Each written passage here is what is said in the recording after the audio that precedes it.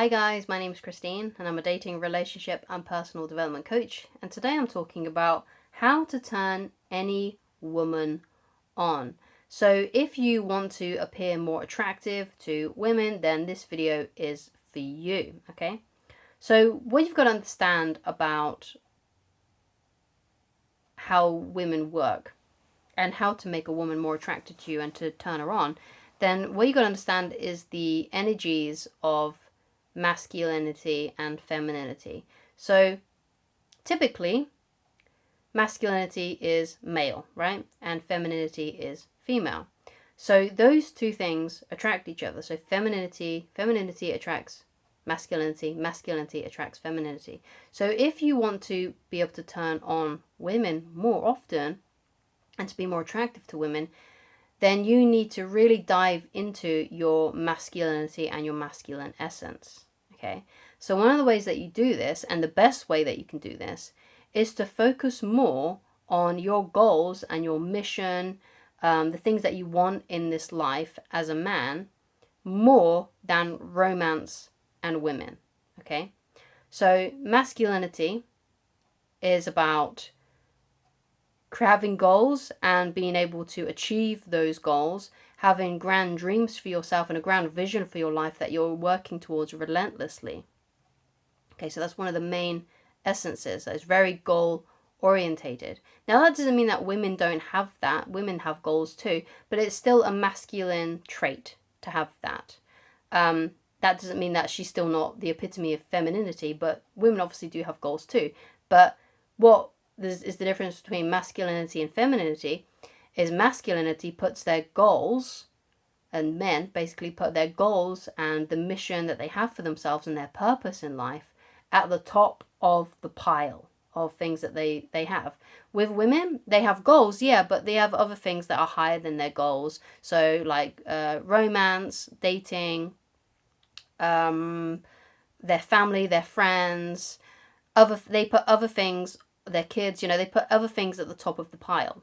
Whereas men, who are mostly have a masculine essence, put their goals and the things that they want in life. So if you want to appear more masculine and to attract more women and to turn them on, then your main goal in life should be your main goal in life. So let's say you want to be a successful musician. Let's say you want to be a successful writer. Let's say you want to be a successful bodybuilder, or you want to have your own business. Whatever it may be for you, whatever inspires you, okay? And that's how you know what your purpose is. If it inspires you and gives you goosebumps, that's your purpose, okay? So, when you're sort of like sitting around and you're sort of visualizing the future of your life, that's what you should be leaning into. That's what you should be focusing most of your time on. Now, sure, you may have a job which may already be your purpose, but you may have other things that you want to achieve in this life as well. So, it may be that you're just working your 9 to 5, but you'd really like your side business to take off so you can just do that. Then that's your main goal, that's your main mission. Your job then is just a means to that end. So that's your main focus. Like if you really want to create a photography business, then that's your main goal, that's your main mission. That's what you should be focusing the majority of your time on when you're not at work, okay? Not love, not romance, not women. So you want to have like maybe only like 1 evening or 2 evenings a week when you actually have time to actually go out and date women. But so you want to keep your life nice and full with activities that are trying to make your dreams a reality. Okay, and that's one of the best ways that you can dive into your masculinity. Other ways that you can develop your masculinity and to become more masculine is to spend time with other men. It's important that you keep up with other guys that are your friends, or maybe let's say you've got a lot of friends who are actually bad influences. Then you go out and seek men who inspire you, because basically you want to be hanging around men who inspire you and make you want to become a better man. Okay, so what you do is you go online, if you don't have any of those kinds of guys in your life, and find men who you actually do find inspiring. So perhaps men who have already achieved the things that you want to achieve in this life. Those are the best kinds of guys. You can sort of like listen to their books, podcasts, audiobooks, their lectures, interviews that they've done. That's one of the best things that you can do. Okay, surround yourself and just put earphones on, ignore the rest of the world and just listen to those guys, okay? But if you have got some inspiring friends, or you know some guys that you'd love to be friends with because they've achieved the same things that you want to achieve, or they just do things that just inspire you and makes you admire them, and you see them as idols, then try and be friends with those guys. And it may be the case that you've already got guys like that in your life. That's great. Just try and spend more time with them. Okay, so you want to be around other men. Okay, it's very important for men to be around other men. It's important for other women to be around other women too, which is why when you get in a relationship, it's important that you keep doing those things, and also to encourage your wife to spend time with other women, like their friends, their mothers, whatever it may be. Okay, so another thing that will make you more masculine is if you become more of a leader. Now, I'm not saying that you need to be a leader of other men, or become like the alpha male of the pack. You don't need to do that. You don't need to be the head of like your group of friends, although that is one way to appear more masculine. What all you need to do is when you go on a date with a woman, you just need to lead her. You don't need to be a leader of men. You just need to lead her. And what that means is that you just be the more decisive one. So when you're figuring out where to go out on a date, just out of the, just offer a place out, out of your hat, be like, hey, okay, well, how about we meet at this place at this time? Let's meet at the steakhouse at 7 p.m. Something like that, right? Don't be asking her what she wants to do and trying to put her as the leader, because masculinity is also leadership. So offer things to do, offer suggestions of where to go, or just directly say, like, let's go to the steakhouse. Things like that, okay? You don't have to be like, oh, do you want to go to the steakhouse? No, don't ask her, make the decision. Let's go to the steakhouse. Now, if she doesn't like the decision that you've made, she'll just tell you. She'll just say, oh, no, I don't really want to go there. I know someone who works there. That's fine. It's okay if she wants to change the plans that you've suggested, and then you'll be like, okay, then you'll offer somewhere else to go. Okay, how about that we go down to that sushi restaurant down at the Esplanade, down at the beach. How about we go there instead? You'll be like, oh yeah, okay, let's go there. So it's all about just being decisive, just being more decisive than her. And you've got to keep that going even when you enter a relationship as well. So like when you're deciding a place to live, and maybe you'll be looking on a letting agent website or an estate agent, and you're like, hey, how about we go here? How about we check out this house? Right? And just offering that leadership, okay? And just being the leader. Like also with like, oh, what kind of TV should we get for our living room? Just be like, oh, I looked in the catalogue, let's get this one. And if she likes it, she'll be like, yeah, great, fine. Most of the time, that's the response you'll get. You'll just get, yeah, that sounds great, let's do that. But again, if she doesn't like it for whatever reason, she'll tell you, and then you can just offer another suggestion. You can just say, okay, then not that one, how about this one? You don't want to go there? Okay, how about we go here? Let's go here instead. That's what you need to do. And that's how you can show your leadership, okay? And all it means is to just sort of go first. So, for example, in my own life, when me and my wife were about to get married, I was the one that came up with the first wedding venue. Because I think a lot of the time, women just want to know that you care about things. And that's when they start to get the ball rolling, okay? So, for example, that happened. I sent one venue to my wife, and then she started to do the rest. She was like, okay, no, I'm not sure about that one, but how about this one? How about this one? How about this one? And she came up with loads more. And then we decided which one we wanted to go for. Another example as well is that it's our child's first birthday coming up. Again, we was unsure about the venues that we wanted to do. About we needed to get a venue basically to hold the birthday party. I was the first one. I was the leader and said, how about this place? And then my wife came up with other places as well, and she started to and she's pretty much taken over the whole thing.